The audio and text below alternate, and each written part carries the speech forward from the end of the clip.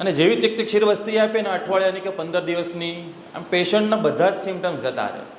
એટલે એમ કહેવાય ને કે અમારો ઉત્સાહ વધારે હોય, થોડુંક ઓવર કોન્ફિડન્સ, એમ અર્ધઘડો વધુ છલકાય. એટલે અમારે તે સમયે અમે લોકો છલકાતા વધારે કે અમે એ વેસ્ક્યુલર નેક્રોસિસ મટાડી નાખ્યું. કારણ કે આયુર્વેદમાં કોઈ પણ પેશન્ટ છે ને આપણી પાસે આવે ને ત્યારે આપણે કહીએ તો રિપોર્ટ્સ નથી કરાવતા. એ અમારો અનુભવ. અમારી તો સરકારી હોસ્પિટલ છે. મારી મધરને લીવરનો ઇસ્યુ થયો તો યુએસજી કરાયો આજે, સપોઝ કાલે અમે હોસ્પિટલ ચેન્જ કરી તો આજનો યુએસજી તે ડૉક્ટરે ના ચલાવ્યો, નવો જ યુએસજી કરાવવાનું કીધું કમ્પલસરી. એ કે ત્યાં જ કરાવવાનું, અમારે કરાવવું પડ્યું. જ્યારે અમારી પાસે શું ઇસ્યુ હોય કે લોકો 2 વર્ષ જૂના MRI લઈને આવે, અમે એનાથી ટ્રીટમેન્ટ કરીએ. બિફોર ટ્રીટમેન્ટ ના કરાવે અને આફ્ટર ટ્રીટમેન્ટ સારું થાય ને પેશન્ટ ગરજ સરી વૈદ્યવેરી એટલે કરાવતા નહીં, પણ અમે એવું માની લેતા કે પેશન્ટ ચાલતો થઈ ગયો એટલે સારું થઈ ગયું. પણ હવે અમને ખબર પડે છે કે એ સારું થઈ ગયું એટલે ક્યોર થયો એવું જરૂરી નથી, રાઈટ. જ્યાં સુધી તમને MRIમાં આપણે કન્ફર્મ ના કરીએ ને તો આપણે માની નહીં લેવાનું કે તે સારો થયો. સો ફર્સ્ટ પબ્લિકેશન્સ રિગાર્ડિંગ આ થોડુંક મેં લીધું છે, જરૂરી છે. Osteonecrosis of the femoral head were conducted in 1888.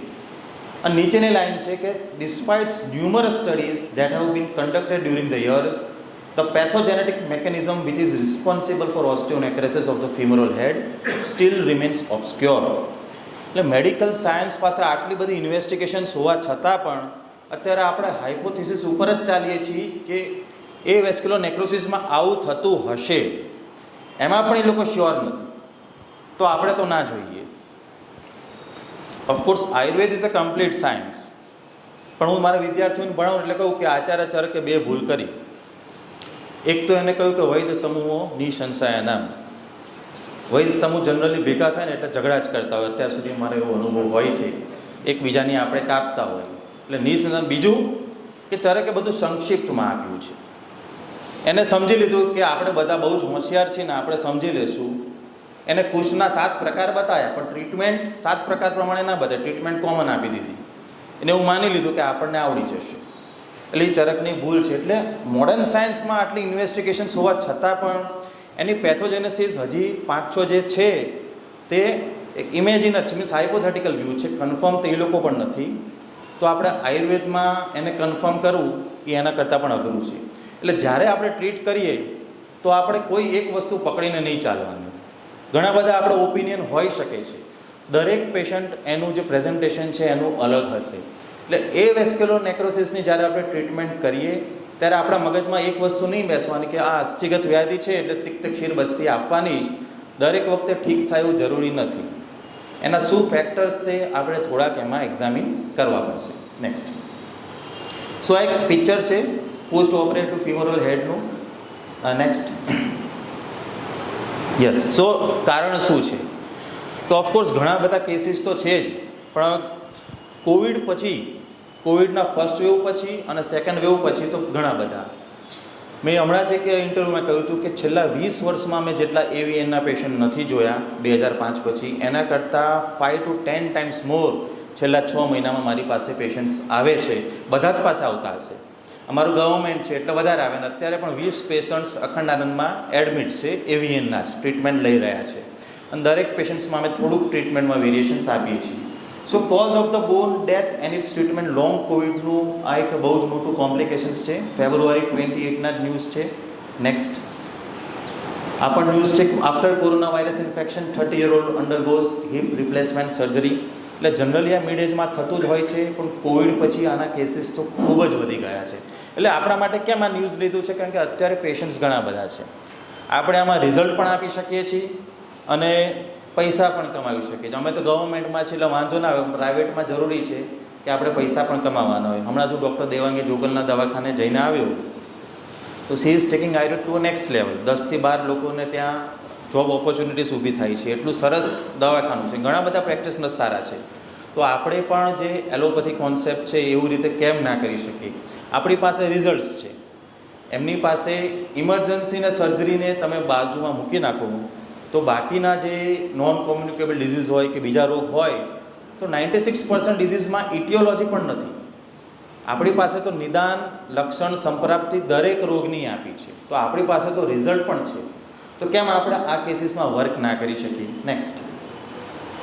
સો આખા ભારતમાં ઇન્દોર છે, પૂનો છે, દરેક જગ્યાએ કોવિડના કેસીસ છે અત્યારે રાઇઝ થઈ રહ્યા છે. Next, steroid use in managing Covid leads to surge in hip necrosis. અત્યારે જે અમારી પાસે કેસીસ આવી રહ્યા છે એમાં 80% કોઝ પેશન્ટ્સમાં હિસ્ટ્રીમાં સ્ટીરોઇડ મળે છે.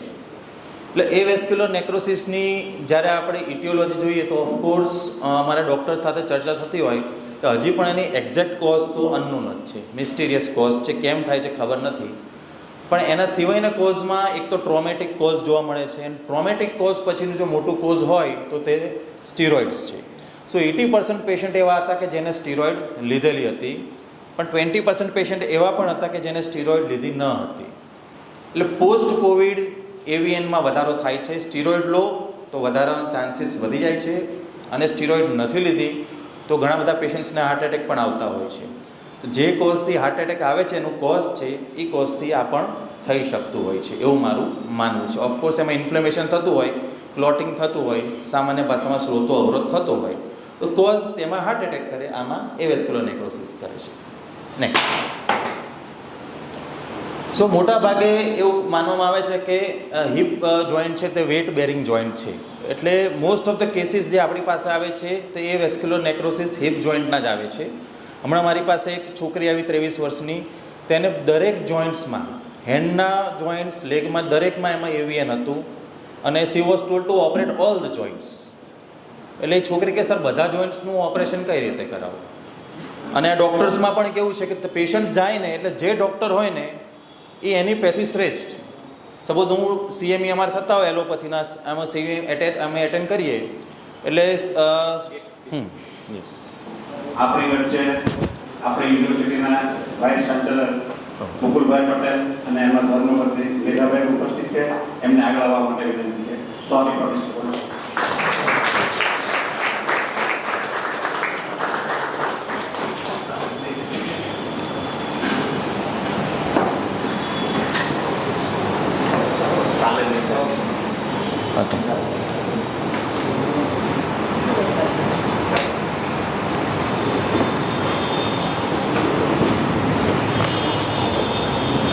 સો there is a trend in allopathy કે કોઈ પણ નવી મેડિસિન્સ આવે ને એટલે એમ કહેશે this is a game changer.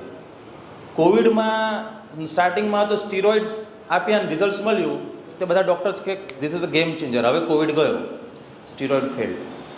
થોડા સમય પછી રેમડેસિવિર આવી, કોવિડ ગયો, ગેમ ચેન્જર. એટલે એટલું બધું માર્કેટિંગ હાઇપ હોય છે એમનામાં, રિઝલ્ટ નથી પણ છતાં એ લોકો કોન્ફિડન્સથી કહેતા હોય છે. અને આપણી પાસે રિઝલ્ટ છે પણ આપણે એનો યુઝ નથી કરતા.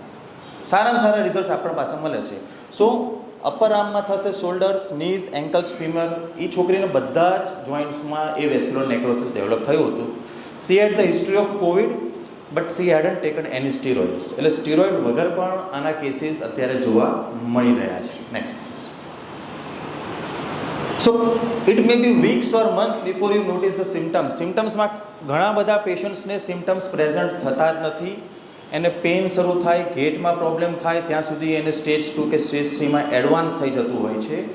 સો increasing pain and stiff joints, limited range of motions, limping gait થશે, difficulty in climbing stairs, standing or walking, બધા સિમ્ટમ્સ છે. પણ ડાયગ્નોસિસ એનું એમઆરઆઈથી જ થાય છે, એક્સરેમાં પણ એટલો બધો આઈડિયા આવતો નથી. તો સિમ્ટમ્સ આ જે છે ઇનિશિયલી સ્ટેટમાં પ્રેઝન્ટ કરતા હોય છે. નેક્સ્ટ,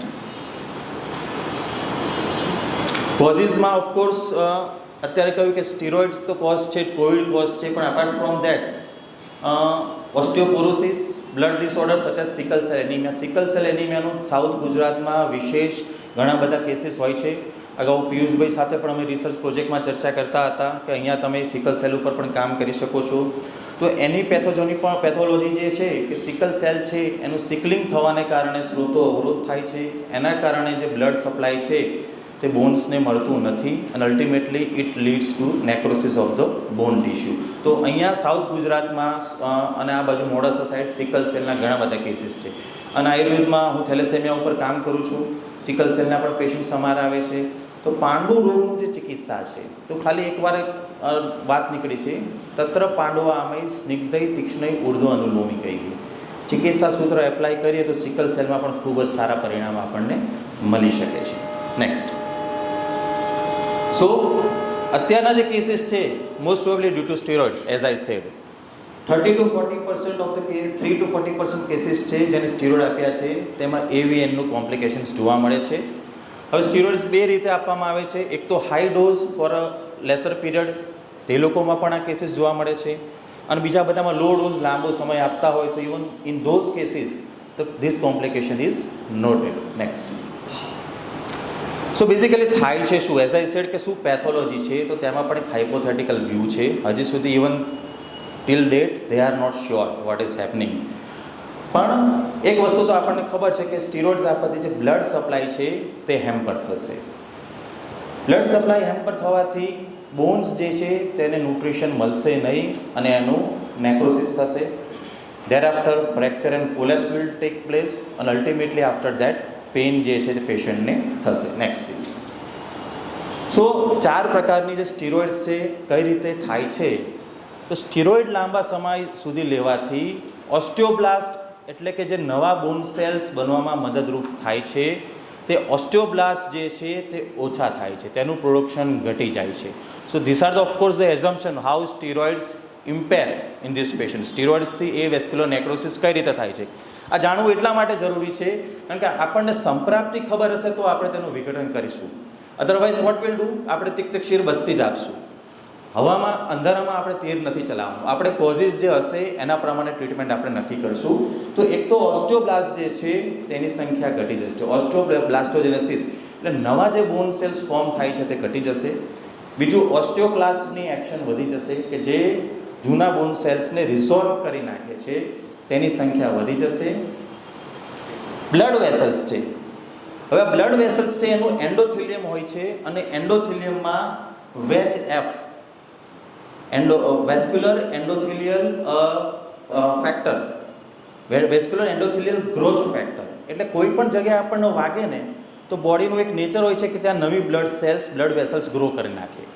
નવી બ્લડ વેસલ્સ ગ્રો થાય એટલે એને નરિશમેન્ટ મળે, એનું હિલિંગ થાય અને નવું બોન ફોર્મેશન જલ્દી થાય. તો ધીસ ઇઝ કોલ્ડ VEGF. તો આ VEGF જે એટલે કોઈ પણ જગ્યાએ ઇન્જરી થઈ, સપોઝ બ્લડ એનું નેક્રોસિસ થયું બોન્સનું, તો બોડી સામાન્ય કન્ડિશનમાં ત્યાં VEGF એટલે વેસ્ક્યુલર એન્ડોથેલિયલ ગ્રોથ ફેક્ટરથી ત્યાં બ્લડ કેપિલરીઝનો ગ્રોથ વધારી નાખતો હોય છે. જે લોકો સ્ટીરોઇડ લેતા હોય છે તો ત્યાં આનું પ્રોડક્શન નથી થતું, એટલે નવા બ્લડ વેસલ્સ જે છે તેનો ગ્રોથ નથી થતો. અત્યાર સુધી આપણામાં શું એઝમ્પશન છે કે બ્લડ વેસલ્સમાં ક્લોટ થઈ ગયું, સ્રોતો અવરોધ થઈ ગયો. મોટા ભાગના અમે ડિસ્કશન્સ કરતા હોઈએ છીએ તો આપણા મગજમાં એક જ વસ્તુ છે કે બ્લડ વેસલ્સનો સ્રોતો અવરોધ થઈ ગયો એટલે આગળ બ્લડ સપ્લાય બંધ થઈ ગયું, એનો બોન સેલ્સ છે તેનું ડેથ થઈ ગયું. પણ બ્લડ વેસલ્સનો ક્લોટ શેમાં થશે? Post Covid. પોસ્ટ કોવિડ જો સ્ટીરોઇડની હિસ્ટ્રી નથી એવા મોટા ભાગના કેસીસમાં ક્લોટ ફોર્મેશન થાય છે અને ત્યાં એવીએન થતું હોય છે. પણ જે લોકો સ્ટીરોઇડ થાય છે તેમાં VEGF ફેક્ટર જે તે સબસાઇડ થાય છે. અને ચોથું ફેક્ટર છે ફેટ સેલ્સ. આયુર્વેદના સિદ્ધાંતો એમ કહેવાય ને કે આપણને એટલા સિમ્પલ લાગે પણ દે આર ક્વાઇટ માર્વલસ. હમણાં જ એક રિસર્ચ પેપર વાંચતો હતો કે જે લોકોને બોન મેરો ટ્રાન્સપ્લાન્ટ કરાવતા હોય છે ને, તો જેનામાં બોન મેરો ટ્રાન્સપ્લાન્ટ કરાયું એના સ્પર્મના સેમ્પલમાં ડોનરના ગુણ મળ્યા. એટલે હવે એ લોકોએ સિદ્ધ થયું કે બોન મેરોમાંથી સ્પર્મ બને છે. આપણા આયુર્વેદમાં મજ્જામાંથી શુક્ર બને, ચરકે કીધું જ છે, પણ આપણને એમ કે ટેસ્ટિસમાંથી બને છે. એટલે આપણે લોકો હસતા હોય જ્યારે ભણતા હોય ને કે આ શું ગપ્પા માર્યા છે. ચરકે નક્ર રેતસને વાજીકરણ કીધું છે અને ઓસ્ટ્રેલિયામાં રિસર્ચ થયું કે crocodile sperm has the most aphrodisiac property. એ બધા સિદ્ધાંતો હવે પુરવાર થઈ રહ્યા છે. તો આપણા શાસ્ત્રમાં તો કીધું જ છે કે બોન મેરો અસ્થિમાં મેદમાંથી અસ્થિ બને, અસ્થિમાંથી મજ્જા, મજ્જામાંથી શુક્ર. સો આ બોન સેલ્સની અંદર આપણને એવું છે કે બોન મેરો છે, પણ બોન મેરોની અંદર પણ મોટા ભાગે ફેટ સેલ્સ હોય છે. અને આ સ્ટીરોઇડ્સને કારણે ફેટ સેલ્સની સાઇઝ અને નંબર બંને વધી જશે. સો વોટ વિલ હેપન, તે બ્લડ વેસલ્સ જે નરિશમેન્ટ આપે છે તેને પણ સ્ક્વીઝ કરશે એટલે બ્લડ સપ્લાય ઓછો કરશે. એટલે જ્યારે આપણે ટ્રીટ કરીએ છીએ તો બધા ફેક્ટર્સ આપણે જોવાના છે. માત્ર સ્રોતો અવરોધ દૂર કરવાનો છે એવો કોન્સેપ્ટ આપણે નથી રાખવાનો કે અસ્થિનો ક્ષય થયો એટલે તિક્તક્ષીર બસ્તી આપવાનું, એવું નહીં.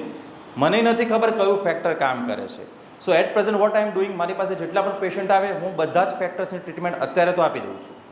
કારણ કે એલોપેથીમાં પણ ટ્રીટમેન્ટ એ લોકોને હજી સુધી ક્લિયર નથી, તો બધા જ ફેક્ટર્સની હું ટ્રીટમેન્ટ લાઇન બાય લાઇન આપું છું. Right.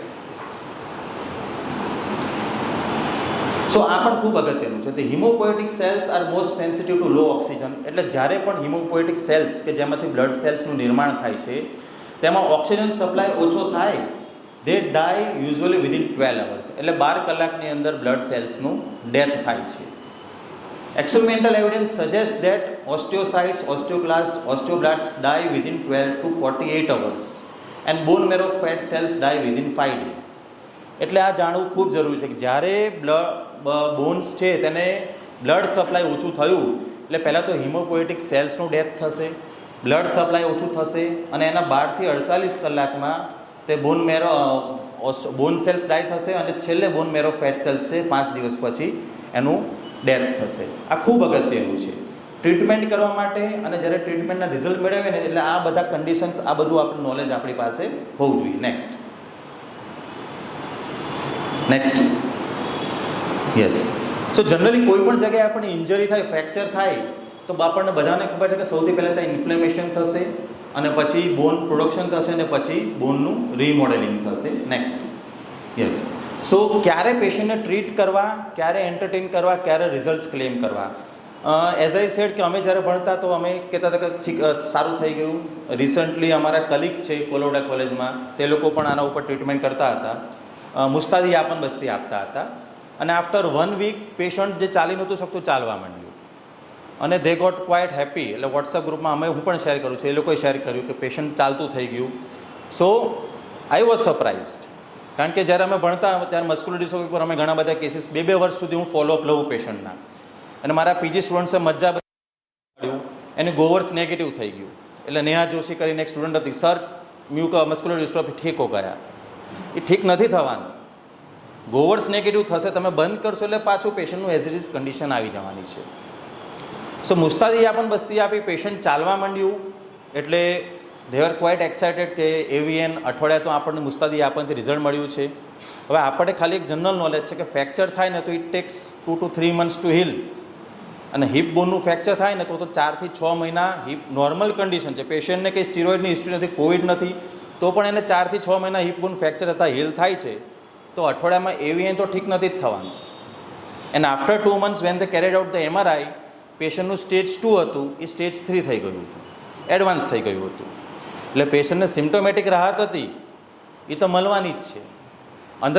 Another case in Baroda, અમારે કલીગ્સ એ લોકોએ ત્યાં વંક્ષણ બસ્તી આપી. એ વેસ્ક્યુલર નેક્રોસિસ હતું એટલે જનરલી અસ્થિગત વ્યાધિ છે તો તેલ ચિકિત્સા આપણે આપીએ, તેલ શ્રેષ્ઠ કીધું છે અને આપણે એવું માનીએ કે અસ્થિનો ક્ષય વાયુથી થાય, વાયુનું શ્રેષ્ઠ ટ્રીટમેન્ટ તેલ અને લોકલ આપણે બસ્તી વંક્ષણ બસ્તી આપી. પેશન્ટ એક જ વંક્ષણ બસ્તીમાં ઊભો થઈ ગયો અને બધા જ ડૉક્ટર્સ એક્સાઇટેડ. સો અહીંયા ખાલી આપણે ધ્યાન રાખવાનું છે કે એની પ્લેસિબો ઇફેક્ટ હોય, પેઇન કિલિંગ ઇફેક્ટ હોય, એના કારણે એ વસ્તુ એને થઈ છે. બાકી જે નેક્રોસિસ થઈ ગયું છે it is not going to cure in 1 week or 1 month.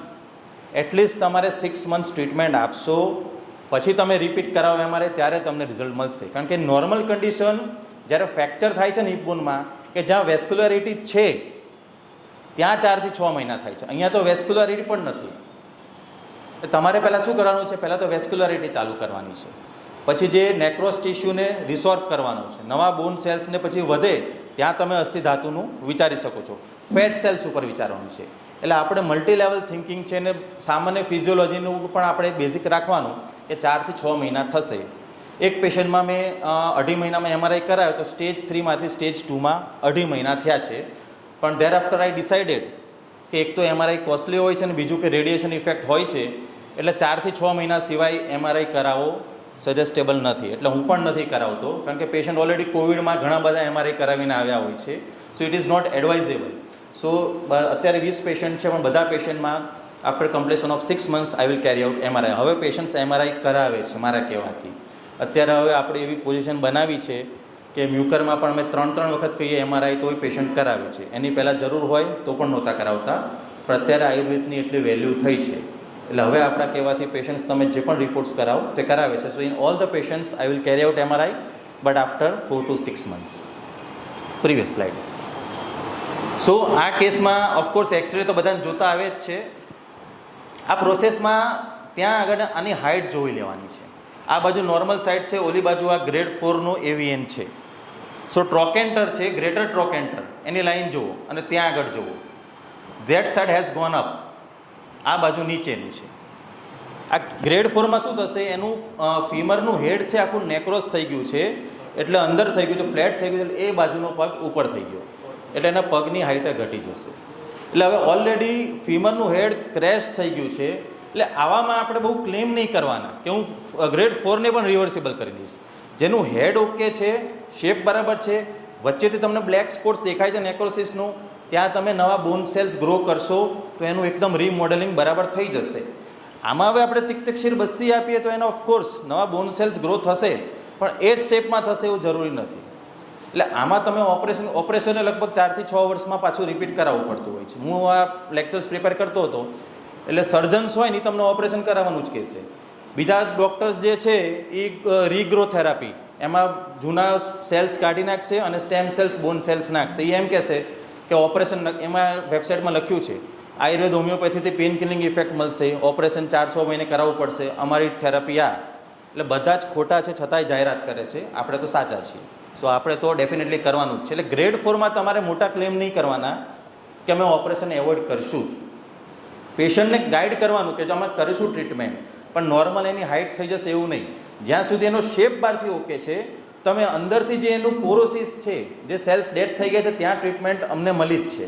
પણ ગ્રેડ 4માં આપણને રિઝલ્ટ મળી શકે છે, પણ એઝ આઈ સેડ કે એનું આખું હેડ ક્રેશ થઈ ગયું છે, તો રીમોડેલિંગમાં એક્ઝેક્ટ એવો શેપ આવે દેટ ઇઝ નોટ નેસેસરી. આપણે પેશન્ટને આ આપણે વસ્તુ કહેવાની, એને ગાઈડ કરવાનું, પછી આપણે ટ્રીટમેન્ટ એમાં સ્ટાર્ટ કરવાની છે. Next, so as I sad there are many concepts. આપણી પાસે એક કીધું કે અસ્થિગત વ્યાધિ છે, અસ્થિ ક્ષય છે, તો એક આપણે તો વસ્તુ વિચારે કે અસ્થિવહ સ્રોતસની દૃષ્ટિ છે, તો અસ્થિવાનામ સ્રોતાનામ મેદો મૂલમ જઘનમ છે. હવે જઘન શું છે ને એ પણ એક એનાટોમીમાં હજી ઘણા બધા ચર્ચા કરે છે. ક્લોમ શું છે, જઘન શું છે, આપણે હજી સુધી નક્કી નથી કરી શક્યા. દરેકના અલગ અલગ ઓપિનિયન છે, પણ જનરલી એવું કહેવાય કે જઘન એટલે થાય અને હિપ બોન્સ લેવાય છે. જઘન એટલે આપણે હિપ એરિયા કહીએ છીએ. તો એક અહીંયા થોડુંક કોરિલેશન આપણે થાય છે કે એક તો મેદ કીધું હવે મોડર્ન પ્રમાણે એટલું બધું એસ્ટાબ્લિશ્ડ નથી થતું, કારણ કે મેદમાંથી અસ્થિ બને આયુર્વેદ કહે છે, મોડર્ન સાયન્સ નથી કહેતું. મોડર્ન સાયન્સ શું કહે છે કે બ્લડમાંથી જેનું નરિશમેન્ટ થાય છે. પણ એ બે કોન્સેપ્ટ છે, એક તો મેદ છે અને બીજું જઘન છે. સો જઘનને એટલે રફલી આપણે થાઈ અને હિપ એરિયામાં જોઈએ તો મોટા ભાગના એ વેસ્ક્યુલર નેક્રોસિસના કેસીસ પણ હિપ બોનમાં જોવા મળે છે. તો ફ્યુચરમાં આપણે આ વસ્તુ ઉપર વિચારીશું ને તો આનું ટ્રીટમેન્ટ આપણે પિન પોઈન્ટ આપી શકીશું. Next,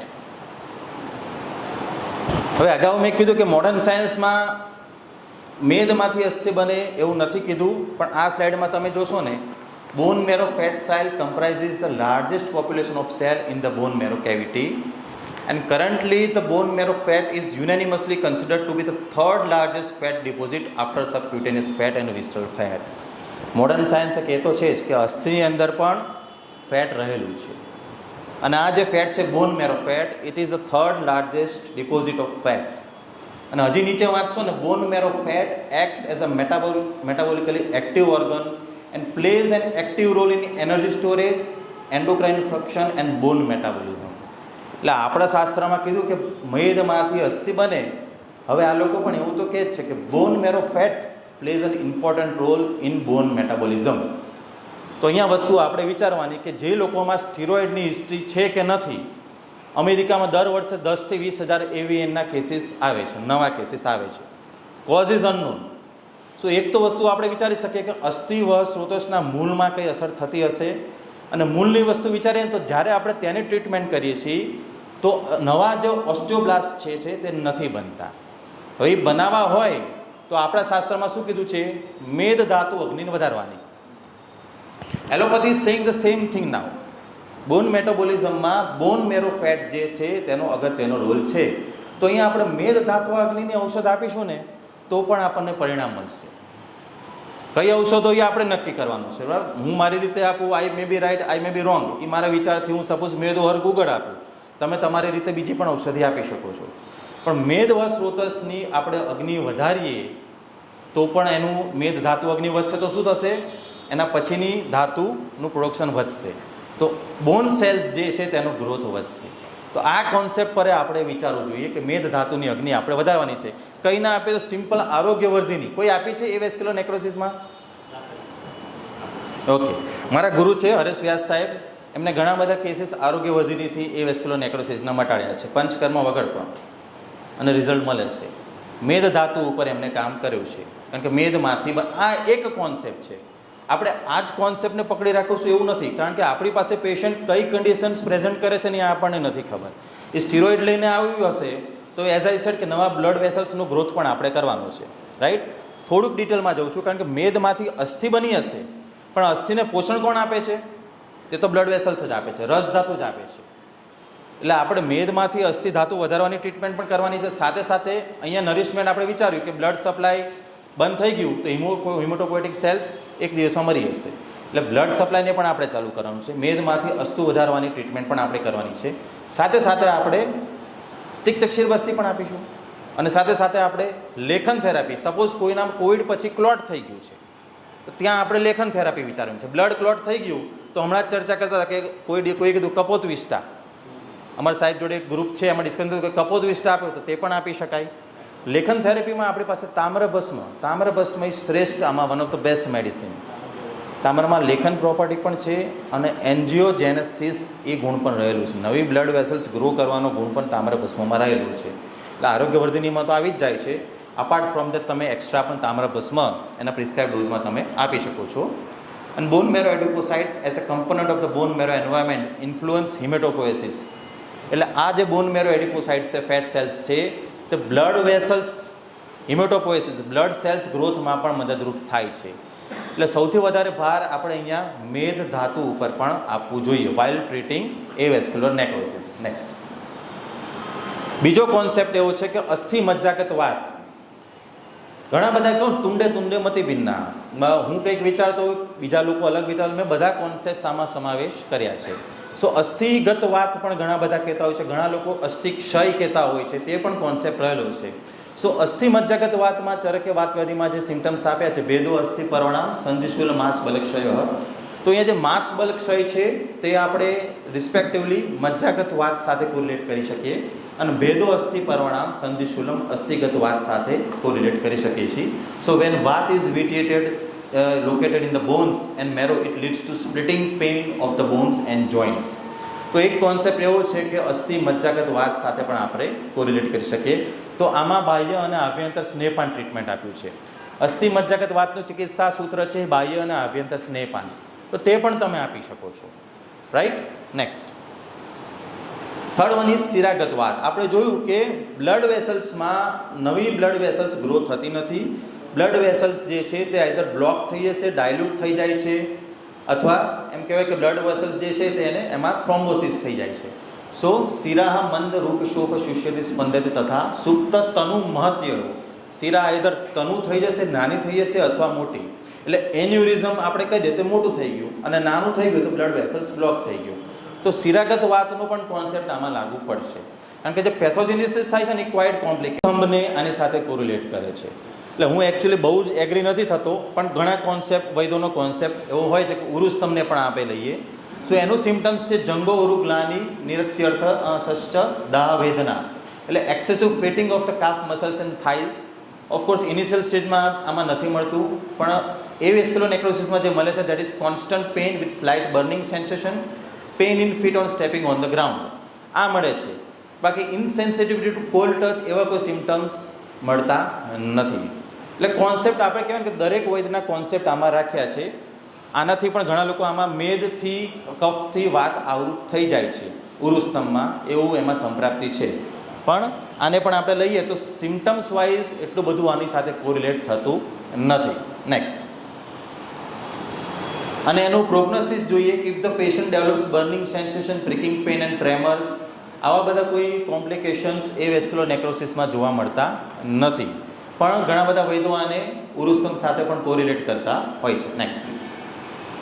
so as I sad કે આપણે નામ આપવામાં એકબીજા સાથે કોઈ પણ આર્ગ્યુમેન્ટ કર્યા વગર આપણે પેશન્ટને ટ્રીટમેન્ટ કરવાની છે. જે પેશન્ટ્સ આપણી પાસે પ્રેઝન્ટેશન લઈને આવે એટલે તમારે હિસ્ટ્રીમાં પૂછી લેવાનું કોવિડ છે, કોવિડ પછી થયું છે, અને સ્ટીરોઇડ નથી લીધું તો ઇન્ફ્લેમેશનને કારણે એમાં ક્લોટિંગની હિસ્ટ્રી હોવાની સંભાવના રહેલી છે. જો સ્ટીરોઇડ લીધી છે તો એઝ આઈ સેડ ઓસ્ટિયોબ્લાસ્ટોજેનેસિસ ઓછું થયું, ઓસ્ટિયોક્લાસ્ટ વધ્યા, એની વેજેફ છે, નવી બ્લડ વેસલ્સનો ગ્રોથ ઓછો થયો, ફેટ સેલ્સ વધી ગયા, તો તમારે તેની ટ્રીટમેન્ટ કરવાની છે. આ બંને કોઝ નથી મળતું તો મોટાભાગના કેસીસમાં એવીએન જોવા મળે છે, તો ત્યાં તમારી પાસે શું એનું કોઝ છે એ ખબર નથી, તમારે બધી જ ટ્રીટમેન્ટ એમાં કરવી પડશે, કારણ કે આપણને ખબર નથી એને પેથોજેનિસ શું છે. એટલે હું એવું માનું છું કે દરેક ટ્રીટમેન્ટ હું એપ્લાય કરી દઉં છું ટાઈમ વેસ્ટ કર્યા વગર. નેક્સ્ટ, સો ટ્રીટમેન્ટની જ્યારે વાત કરીએ તો એક તો આપણે અસ્થિ ધાતુની ચિકિત્સા આપણે સૌ કરીએ છીએ. સો અસ્થિ ધાતુ, અસ્થિ આશ્રમ, વ્યાજનામ, પંચકર્માણી, ભેષજમ, પંચકર્મમાં તિક્ત ક્ષીર બસ્તી. હવે તિક્ત ક્ષીર બસ્તીમાં પણ મોટાભાગના વૈદ્યો પંચતિક્ત ક્ષીર બસ્તી આપતા હશે, આઈ પ્રિઝ્યુમ. અમારે ત્યાં જ્યારે પણ રિસર્ચ થાય ત્યારે એમડીમાં પંચતિક્ત ક્ષીર આપે, પણ પંચતિક્ત ક્ષીર આપવું જરૂરી નથી. તમારા શાસ્ત્રએ તિક્ત ક્ષીર બસ્તી કીધું છે. તિક્ત રસ કેમ લીધું છે? કારણ કે તેમાં સૂક્ષ્મતા છે, અસ્થિ અંદર પ્રવેશ કરવાની ક્ષમતા છે, એટલા માટે તિક્ત રસ લેવાનું કીધું છે. સો મારો સ્ટુડન્ટ હતો તુષાર ત્રિવેદી પીજીમાં, એને મેં જ્યારે થીસિસ લેવડાયો ઓસ્ટિયો આર્થરાઇટિસમાં, તો એવા દ્રવ્યો અમે સિલેક્ટ કર્યા કે જે તિક્ત રસ હતા પણ વાતનાશક ગુણ, જેમ કે શતાવરી ગુરુ ગુણ છે, શ્રેષ્ઠ વાતનાશક છે. અશ્વગંધા, રાસના, એરણ તમે લઈ શકો, એરણ કટુ છે. એટલે આવા દ્રવ્યો અમે સિલેક્ટ કર્યા કે જે તિક્ત રસના છે. તિક્ત રસનું રોલ શું છે? ઔષધને બોન્સની અંદર પ્રવેશ કરાવવાનો, પણ બાકીના ગુણ તો વાતના વિરોધી જ હોવા જોઈએ. એટલે એવા ઔષધો અમે તિક્ત ક્ષીર બસ્તીમાં સિલેક્ટ કરીએ છીએ કે જે રસ તેનો માત્ર તિક્ત છે, પણ બાકીના ગુણો ઉષ્ણ હોય, ગુરુ ગુણ છે, વાતનાશક છે. બલા તમે લઈ શકો છો, તો તમારા ડ્રગ ઓફ ચોઇસ તમે લઈ શકો છો. અને એમાં સરપી નાખવાનું છે, કારણ કે અસ્થિ વ્યાધિમાં તિક્ત ક્ષીર સરપીનું આપણને ઉલ્લેખ કરેલો છે. એટલે અસ્થિ ધાતુમાં પંચકર્મ અને આ તિક્ત ક્ષીર સરપીનો પ્રયોગ કરીએ છીએ. સેકન્ડ ઇઝ મેદ ધાતુ. મેદ ધાતુ મેં વાત કરી કે મેદ ધાતુ અગ્નિ વધારવાની તમે ટ્રીટમેન્ટ કરશો તો એમાં અસ્થિ ધાતુનું પ્રોડક્શન છે તે ઓટોમેટિક ઇમ્પ્રૂવ થશે. ઘણા બધા મેડિસિન્સ છે, આપણે જે પણ ડ્રગ્સ આપણે અનુભવ હોય તેના આધારે મેદ ધાતુ ઉપર આપી શકીએ છીએ. એઝ આઈ સેડ અમે આરોગ્યવર્ધિની અને તામ્રભસ્મનો ઉપયોગ અત્યારે કરતા હોઈએ છીએ. થર્ડ જે મજ્જા ધાતુનું કોન્સેપ્ટ છે અસ્થિ મજ્જાગત, તો મજ્જાની અંદર પણ આ બોન મેરો ફેટ રહેલી છે, તો વૃદ્ધિ સમાને સર્વેશામ તમે મજ્જા બસ્તીનો પણ ઉપયોગ કરી શકો છો. તે પણ અમે ભૂતકાળમાં ઘણા બધા પ્રયોગ કર્યા છે. અને રક્ત ધાતુ, એમાં કીધું કે રક્ત ધાતુ જે છે એની ઉપધાતુ શિરા અને કંડરા. એટલે આમાં શિરા જે બ્લડ વેસલ્સનું પ્રોડક્શન એમ પર થાય છે, તો તે પણ તમારે એન્જિયોજેનેસિસ નથી થતું, નવા બ્લડ વેસલ્સનું ફોર્મેશન નથી થતું, તો તમારે રક્ત ધાતુનું પણ આમાં સાથે સાથે વિચારવું જોઈએ. એટલે જ્યારે ટ્રીટમેન્ટની વાત કરીએ તો સૌથી પહેલું આપણે શું વિચારશું કે આપણે બ્લડ ફ્લો ચાલુ કરવાનો છે. બ્લડ ફ્લો ચાલુ થશે તો તેને નરિશમેન્ટ, બ્લડ ફ્લો એટલે સામાન્ય રીતે આપણી રસ ધાતુ, તો તેના બોન સેલ્સને નરિશમેન્ટ ચાલુ થશે. પછી બોન એમનું નેક્રોસિસ થઈ ગયું છે તો પછી આપણે મેદનેમાંથી આપણે અસ્થિ ધાતુનું નિર્માણ કરશું, અને ઇમિડિયેટ ઇમ્પેક્ટ જોઈએ છે તો આપણે તિક્ત ક્ષીર બસ્તી આપીશું. એટલે ક્રમ વાઇઝ આપણે ટ્રીટમેન્ટ કરીશું તો આપણને રિઝલ્ટ વધારે મળશે. અપાર્ટ ફ્રોમ દેટ અમારી પાસે જે પેશન્ટ આવ્યા એમાં મેં છેલ્લે વિડીયો પણ રાખ્યા છે. હું જળોકાનો પણ પ્રયોગ કરું છું લોકલ, મ્યુકર માઇકોસિસમાં પણ કર્યો છે. અને આમાં જળોકા કર્યા પછી મને એક જ સિટિંગ પછી as per the patient 20 to 30% relief એને પલાઠી વળવામાં પણ મળે છે, પગથિયા ચડવામાં પણ મળે છે. પણ એઝ આઈ સેડ સિમ્ટોમેટિક છે એટલે હું એને પ્રેઝન્ટ બધું બહાર હજી જાહેરાત નથી કરતો, કારણ કે સિમ્ટોમેટિક તો બધા જ પેશન્ટમાં અમને 15 દિવસમાં રિઝલ્ટ મળી જાય છે. એ વિડીયોઝ જોશો, પણ જ્યાં સુધી એમઆરઆઈમાં આપણે કરેક્શન્સ નહીં આવે ત્યાં સુધી આપણે ક્લેમ નહીં કરી શકીએ. પણ જે કોન્સેપ્ટ છે કે રક્તવાસ સ્રોતસમાં અવરોધ થયો છે, ક્લોટ ફોર્મેશન થયું છે, તો જે કપોત વિષ્ટા છે એ કરી એના કરતાં લોકલ જળોકાનો હું પ્રયોગ કરું છું તો પેન રિલીફ તો પેશન્ટને ઇન્સ્ટન્ટ થવા માંડે છે. પેન રિલીફ તો તે જ દિવસે થઈ જાય છે. મોટાભાગના પેશન્ટ્સમાં પેન નથી થતો, ગેટમાં પણ ઇમ્પ્રુવમેન્ટ થાય છે. પણ જ્યાં સુધી નવા બોન સેલ્સ આપણને જોવા નહીં મળે ત્યાં સુધી આપણે દાવો નહીં કરીએ. પણ જળોકાનું પણ મને ખૂબ સરસ એમાં રિઝલ્ટ મળ્યું છે. નેક્સ્ટ એક મંજીષ્ઠાદી ક્ષાર બસ્તીનો પ્રયોગ પણ બહુ ફેમસ છે. જેવી રીતે વૈતરણ બસ્તી છે, પલ સુક્તિ કર સ્ફુડવહી અમલી ગુડ સિંધુ જન્મ ગૌમૂત્રહી ઈશત તેલ યુતોયમ બસ્તી શૂલ આના આમ વાત હરહી. એટલે જે વૈતરણ બસ્તી છે તેમાં ક્વાથમાં મંજીષ્ઠાદી ક્વાથ લઈ છે, ગૌમૂત્ર રૂપી ક્ષાર આવી ગયું છે. સો આ બે કામ કરશે. એક તો મંજીષ્ઠા છે તે રક્તવસ સ્રોતો ઉપર કામ કરશે, અને ક્ષાર બસ્તી છે તે સ્રોતો અવરોધ થઈ ગયો છે તેનું ક્ષરણ પણ કરશે. એટલે આનું પણ ઘણા બધા ડૉક્ટર્સ પ્રયોગ કરતા હોય છે, અમે પણ કર્યું છે. આના પણ અમને સારા પરિણામ મળ્યા છે. એટલે તમે ઓલ્ટરનેટિવ પણ કરી શકો છો. એક દિવસ તિક્ત ક્ષીર બસ્તી, એક દિવસ મંજીષ્ઠા ક્ષાર બસ્તી, આનો પણ પ્રયોગ કરી શકાય છે. તામ્રભસ્મનો ખૂબ સારા રિઝલ્ટ્સ અમને મળ્યા છે. એપાર્ટ ફ્રોમ દેટ નાગભસ્મ એનું ઇન્ડિકેશન અસ્થિ મજ્જાગત વાત ઉપર કહેલું છે. અને તામ્રભસ્મ છે તે અપામાર્ગ આંકડાનું ક્ષીર છે એનું ચૂર્ણનો પ્રયોગ બતાવ્યો છે. તામ્રભસ્મ અને આંકડાની ક્ષીરને સૂકવી લો તમે અને એનું જે ચૂર્ણ મળે એને આપો તો એમાં પણ આમાં તમે સ્રોતો અવરોધમાં પ્રયોગ બતાવ્યો છે અને જલોકાનો પણ પ્રયોગ બતાવ્યો છે.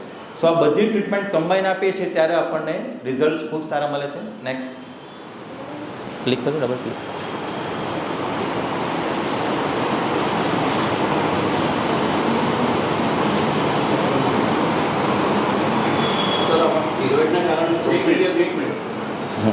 માઇક જોશે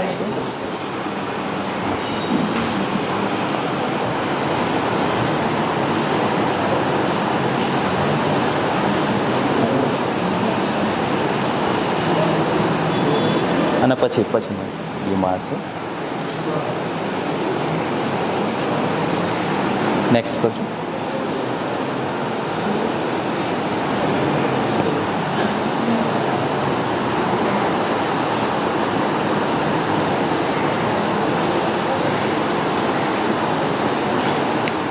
વેસ્ક્યુલર નેક્રોસિસ. હા સર. સર આપણે આમાં અસ્થિ સાતમાં કઈ રીતે અસ્થિ સાતનું એનું જે વિકૃતિ આપી કારણ કે જેટલા બી બોન રિલેટેડ છે એમાં અસ્થિ સાતમાં જે લક્ષણ બતાવેલા તેનાથી વિરુદ્ધ હોય તો કોઈ પણ કારણથી અને મને પોતાને એવું ફીલ થાય છે કે જે અત્યારે ટ્રેન્ડ ચાલે છે કે દૂધ નહીં પીવો અને ઘી નહીં ખાવો, મે બી એ આપણા બોનને એ કરવામાં એનું કારણ ડેફિનેટલી તો થવાનું જ છે.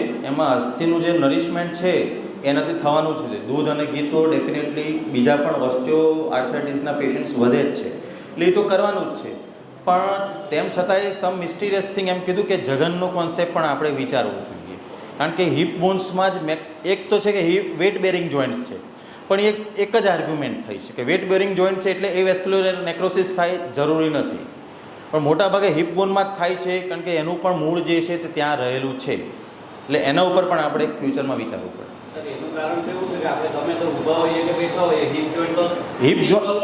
હિપ જોઈન્ટ છે પણ તેની બ્લડ વેસલ્સ કેમ ઇફેક્ટ થાય છે? બ્લડ વેસલ્સને એવું શું થાય છે નવી બ્લડ વેસલ્સનો ગ્રોથ કેમ નથી થતો? ઊભા રહેવાથી થશે એવું બ્લડ વેસલ્સમાં જરૂરી નથી. એનો લોડ વધારે છે પણ બાકીના ફેક્ટર્સ ડિસ્ટર્બ ના થવા જોઈએ એમાં એની સાથે.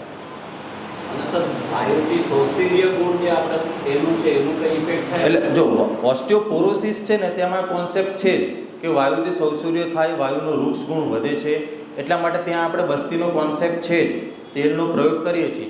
પણ અહીંયા એટલી વસ્તુઓ આપણને મોટાભાગે ક્લિયર છે કે બ્લડ ફ્લો એનો ઇમ્પેર થયો છે.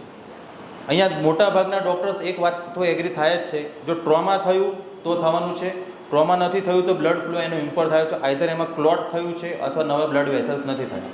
એટલે એને નવું નરિશમેન્ટ રસ ધાતુ આપણા પ્રમાણે રસ ધાતુને એને પોષણ નથી મળતું આ કોઝમાં. બાકી ઓસ્ટિયોપોરોસિસમાં તમે કહો છો વાયુ એ ઓફકોર્સ ત્યાં તો લેવાનું જ છે.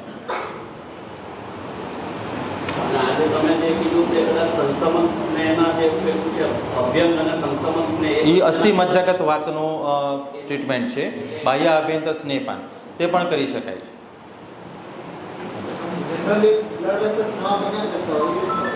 બ્લડ વેસલ્સ કોઈ પણ જગ્યાએ આપણને વાગે ને ફ્રેક્ચર થાય ને તો ત્યાં બોડી બ્લડ ફ્લો વધારી નાખે.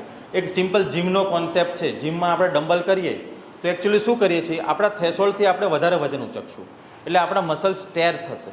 મસલ્સ ટેર થશે એટલે એને હીલ કરવા બોડી ત્યાં બ્લડ ફ્લો વધારી દેશે. એટલા માટે તમારા મસલ્સ નવા ગ્રોથ થાય છે.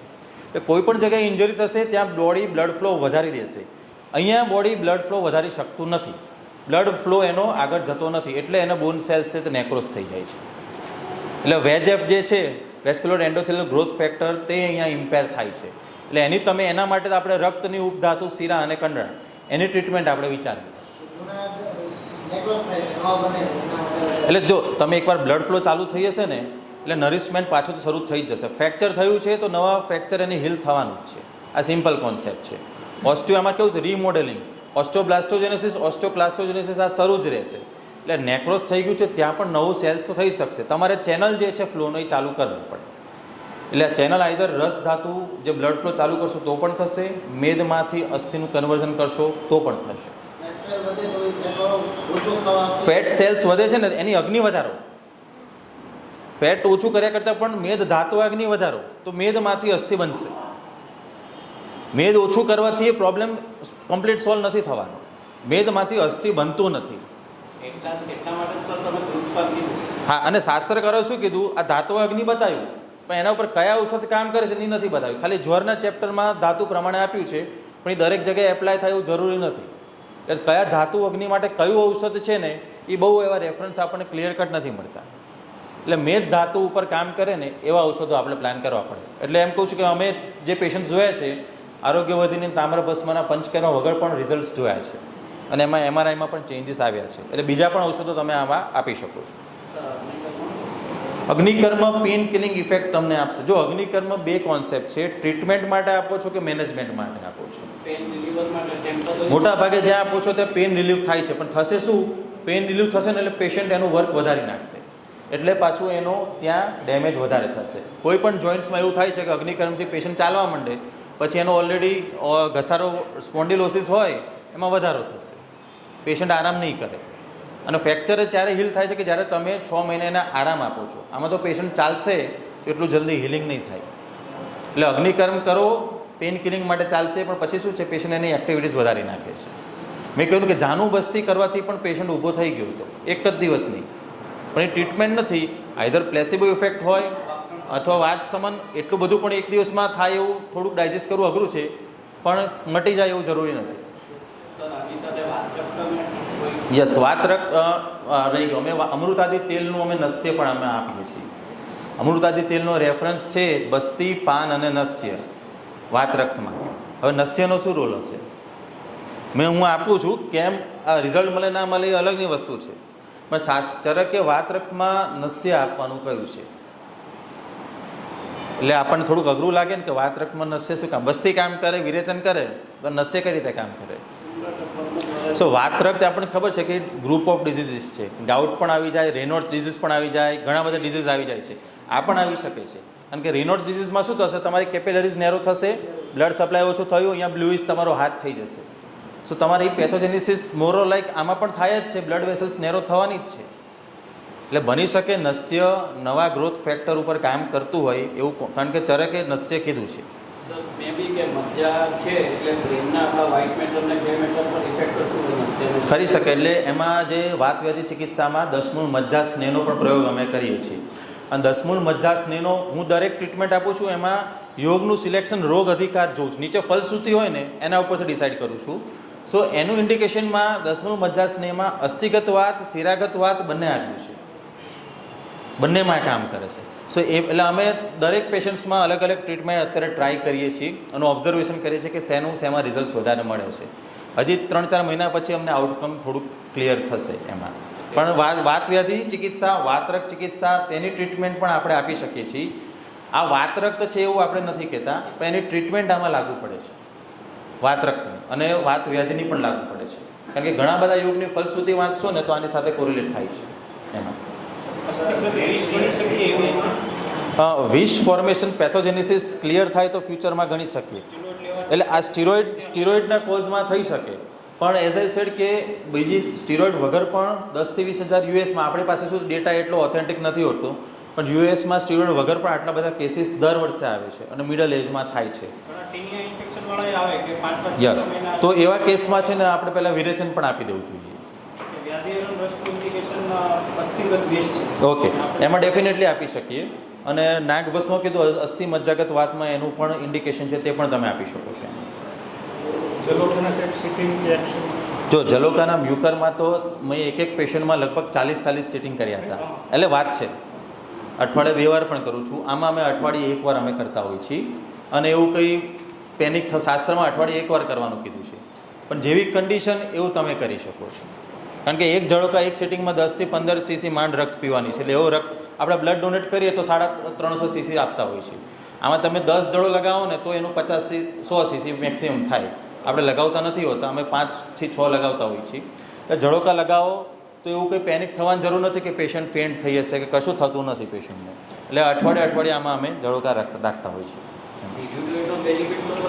શેનું? રિવ્યુડ હોય તો એનો બેનિફિટ થતો હા, એના માટે જ અમે આમાં કરીએ છીએ અને એનું પેઇન કિલિંગ ઇફેક્ટ તો અમને બહુ જ સરસ મળ્યું દરેક પેશન્ટમાં જળોકા લગાવ્યા પછી એમ. હા,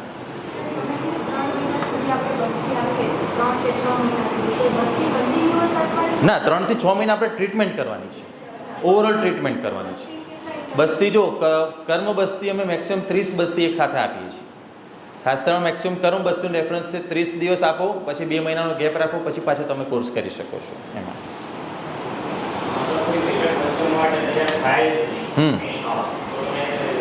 આવા પેશન્ટ્સમાં કે બીજામાં? આમાં જો પેશન્ટમાં કીધું કે પંચકર્મ દર વખતે કરવું જરૂરી નથી. એઝ આઈ સેડ કે તમે મેદ ધાતુની ટ્રીટમેન્ટ આપો, તમે ઓરલી તિક્ત ક્ષીર સર્પી તિક્ત ઔષધિ સાચજો. અસ્થિગત વ્યાધિમાં તિક્ત ક્ષીર બસ્તી કીધું છે, પણ તિક્ત ક્ષીર સર્પી પણ કીધું છે. એટલે કંઈ નહીં, તમે સતાવરી ઘી દૂધ સાથે પીવા આપો, પણ મેલ હોય તેમાં અશ્વગંધા એડ કરી નાખવાનું. લાંબા સમય આપો તો ગાયનેકોમેસ્ટિયા સતાવરી દૂધથી થતું હોય છે, એટલે એમાં મેલ હોય તો એ એડિશનલી એવા ઔષધો એડ કરી નાખવાના, કારણ કે આમાં લાંબો સમય પીવડાવવાનું છે. એટલે તિક્ત ઔષધથી સાધિત દૂધ ઘી સાથે પીવડાવવાના છે. અને બાકી જે મેડિસિન્સ છે તેનો પણ તમે પ્રયોગ કરી શકો છો. જળોકા ઉપડી લેવલે કરી શકો છો. બસ્તી ના કરાવે તો પણ આપણને ઓરલ મેડિસિન્સથી મળી જશે રિઝલ્ટ. શીરપાક ચાલે, પણ એમાં ઘી મસ્ત છે, ઘી જરૂરી છે. સ્નેહ કલ્પના ખાસ જરૂરી છે. એટલે કીધું એક પેશન્ટમાં જેને એમઆરઆઈ કર્યો ને ગ્રેડ 3માંથી ગ્રેડ 2માં કન્વર્ટ થયો છે 2 મહિના પછી. હવે દરેકમાં હવે એમઆરઆઈ પેશન્ટે ના પડે છે ને એના જે ડૉક્ટર્સ હોય છે તે લોકો પણ ના પડતા હોય છે કે ઓલરેડી કોવિડમાં એમને 8 થી 10 એમઆરઆઈ કરાવેલા છે. એટલે હવે હું લખીને મોકલું છું, પણ એને ડૉક્ટર્સ ના પડતા હોય છે. એટલે આફ્ટર 4 to 6 મંથ્સ હવે હું રિપીટ કરાવીશ, ત્યારે એક્ઝેક્ટ બધા પેશન્ટ્સમાં આઈડિયા આવશે. પણ સિમ્ટોમેટિક રિલીફ બધામાં અમને ટોટલી મળી જાય છે.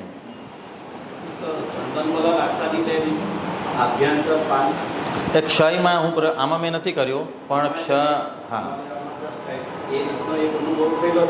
એ અસ્થિગત જ્વરમાં ક્ષય થયું હોય ને એમાં પણ એનો અધિકાર કયો છે ક્ષયમાં, અને જે જ્વર થયો હોય એમ પછી કાર્શ્ય એના માટે હું ઉપયોગ કરતો હોઉં છું. આમાં મેં જો એટલો ઉપયોગ નથી કર્યો.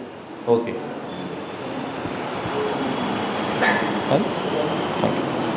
Thank you.